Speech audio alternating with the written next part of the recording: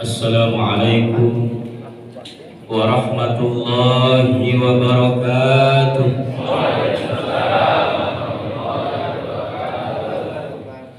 Hamdan wa syukran lillah, salatan wa salaman ala rasulillah, sayyidina wa maulana Muhammad ibn Abdillah, la hawla wa la quwwata illa billah, amma ba'du. Faqad qala Allah Ta'ala fi kitabihil karim, a'udzu billahi minasy syaithanir rajim. Ya ayyuhalladzina amanu taqullaha wa tanzur nafsum ma qaddamat ligad wattaqullaha innallaha khabirum bima ta'malun. Shadaqallahul azim. Al-mukarramun, para asatiz, para kiai, para guru, wabil khusus yang sama-sama kita hormati Ketua Yayasan Pendidikan Islam Darul Abrar, Akhil Al-Kiram Al-Ustaz Dr. Andes Mujahid Salahuddin MM, yang sama-sama kita hormati Ketua DKM Masjid Jami Darussalam Akhil Al-Kiram Al-Ustaz Asep Saifur Rahman SAG, yang sama-sama kita hormati Ketua FS3G beserta segenap jajarannya yang saya hormati, yang sama-sama kita hormati guru-guru kita yang hadir pada kesempatan pagi subuh yang penuh berkah ini. Al-Mukarram, Al-Mukhtaram Abah Kiai Haji Rahmadin Abid, guru kita Mukarram Mukhtaram Kiai Haji Abdul Rajim Marja, guru kita Mukarram Mukhtaram Kiai Haji Dr. Muhyiddin SHMH selaku Ketua MUI Kecamatan Jatisampurna, yang sama-sama kita hormati Imam Besar FS3G Mukarram Mukhtaram Kiai Haji Ahmad Nasihin SQMA, yang sama-sama kita hormati guru kita yang tadi menyampaikan kajian kitabnya Al-Mukarram Al-Mukhtaram Kiai Haji Burhan Ubaidillah SPHI, Sekjen FS3G Kiai Haji Ahmad Maulana, dan para kiai yang begitu banyak hadir pada kesempatan kali hari ini. Tak lupa yang saya cintai dan saya banggakan Kakanda Ustaz Ahmad Suyuti Abdullah SAG, para ketua DKM Masjid dan Musola, serta seluruh jamaah salat subuh gabungan FS3G.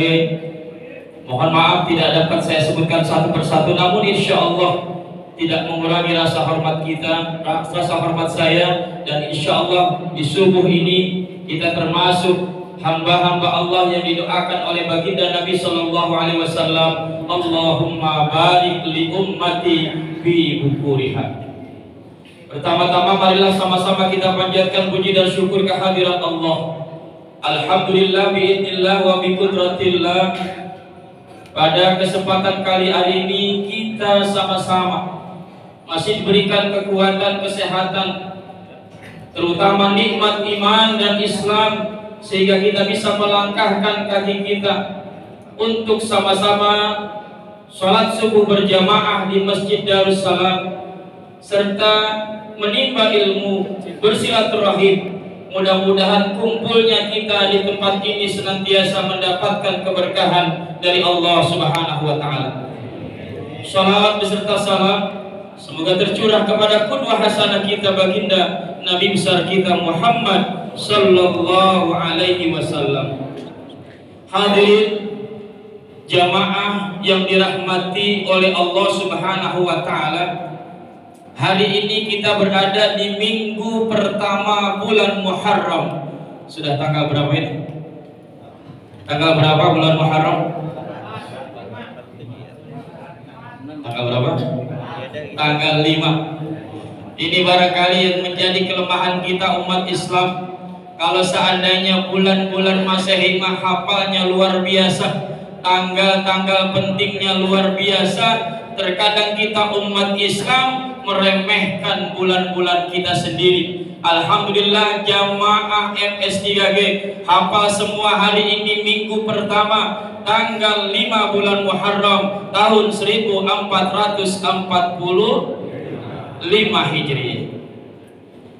Allah Subhanahu wa taala berfirman di dalam surat Ali Imran ayat 140. A'udzu billahi minasyaitonir rajim. Wa tilkal ayyamu nudawiluha bainan nas. Allah Subhanahu wa taala mempergilirkan hari demi hari, waktu demi waktu, bulan demi bulan, tahun demi tahun di antara manusia agar manusia bisa mengambil ibrah, bisa mengambil pelajaran dari perjalanan hidup yang sudah kita lewati. Agar apa? Agar kita bisa melakukan evaluasi diri. Maka sahabat Umar bin Khattab menyampaikan hasibu anfusakum qabla an tuhasabu. Hisablah diri kalian sebelum kalian akan dihisab oleh Allah Subhanahu wa taala. Maka istilah hari dalam ajaran agama Islam, dunia ini hanya 3 hari pada hakikatnya. Istilah hari dalam Al-Quran cuma ada 3. Yang pertama adalah Al-Ams, hari kemarin. Yang kedua adalah Al-Yaum, hari ini. Dan yang ketiga adalah Gadan, hari esok. Hari kemarin sudah kita lewati atau belum? Hari kemarin sudah kita lewati, tapi masih tanda tanya hasilnya buat kita, baik ataukah buruk diri kita ini di hadapan Allah Subhanahu wa ta'ala. Hari ini sedang kita jalani, hari ini sedang kita lakukan. Alhamdulillah kita melakukan kebaikan hari ini dengan sholat berjamaah, dengan bersilaturahim, dengan menuntut ilmu.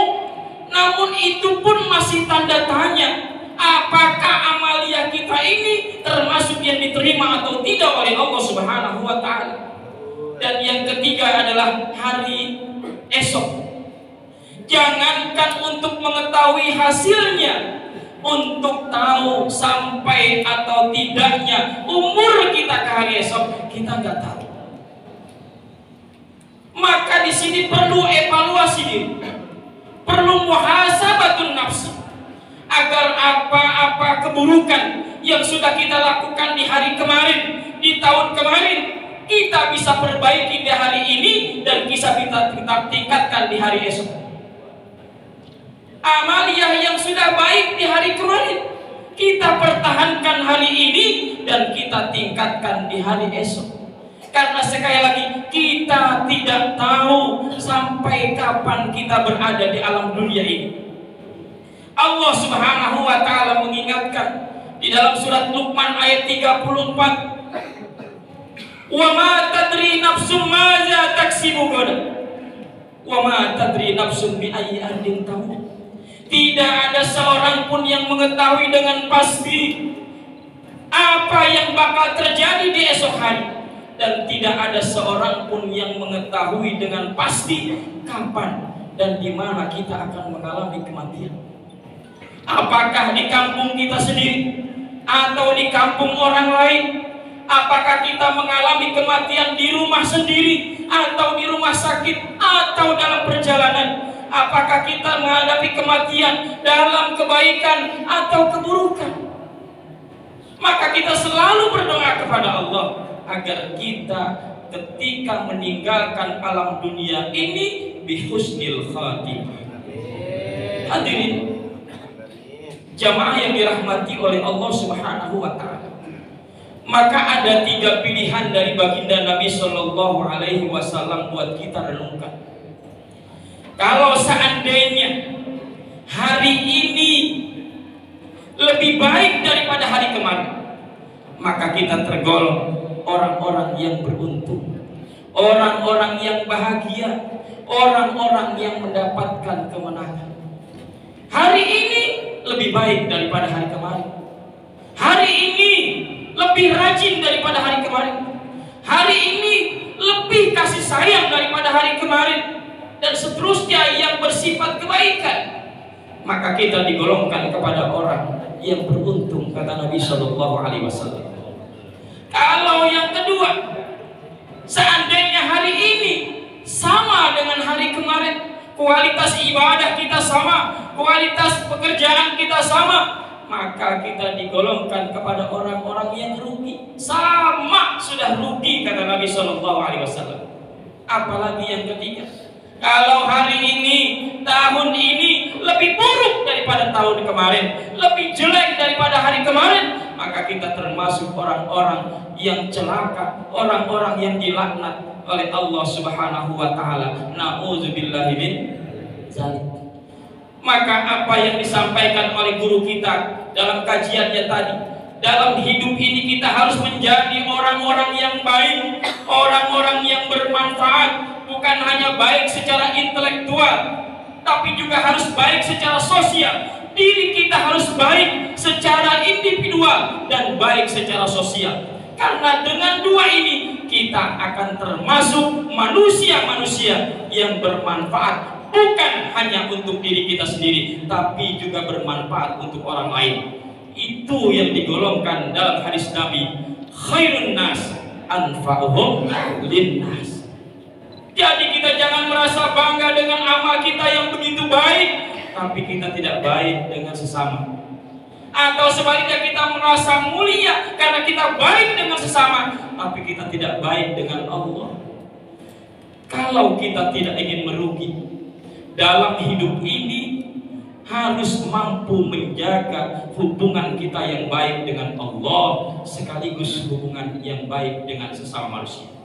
Duribat alaihimul zillatu aina masukifu illa bihablin minallah wa hablin minan nas. Di mana saja kalian akan mengalami kerugian, kecuali ketika kalian bisa menjaga hubungan yang baik secara vertikal kepada Allah yang kita kenal dengan hablum minallah, dan menjaga hubungan yang baik secara horizontal dengan sesama manusia yang kita kenal dengan hablum minan nas.